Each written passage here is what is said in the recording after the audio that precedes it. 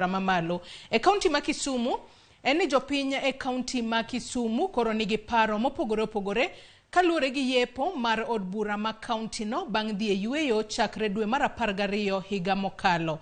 Giwacho ni gin kod geno ni jod bura dhi duogo gi siso mar tiyonegi e yo makare e tielo mar 2 kendo kalo chike mabiro chwalo konyruok kod dongruok ne jopiny.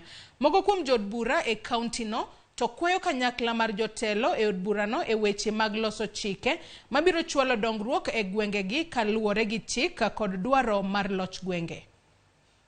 Ne ging'iyo wach insecurity to mano ikelo gi nok mar tije. Wan kaka vijende waonge tije ahinya. Kasto kar sports kaka Kisumu sports okane ka ging'iyo wach ne ahinya.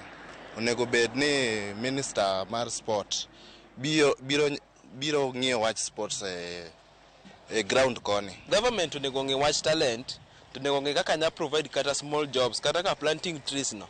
Ibiro tikao youth community, they plant trees, then at the end of the week, at the end of the day, ginya yudo gimo ma ginya konyrego. Wadok e tielo mar 2 wadok e sani mar yalo bura makoro wadhi yalo go budget, main budget, wadhi yalo go supplementary, kendo wadhi ng'iyo ni tang'o kaka wan jochwal chik, ang'o wadhi timo ne jothurwa mondo ji oyud konyruok mathoth kaka dwarore. Wan kaka jo Kisumu County Assembly kata achiel kuom onge mosebalo kendo miya kawo thuolo mondo agone leadership mar assembly kotele gi speaker marwa Honorable Ejaka Elisha Laro, leadership te kuom ng'iyo joma ne pod ni oko ma gikelo ji obedo tim achiel.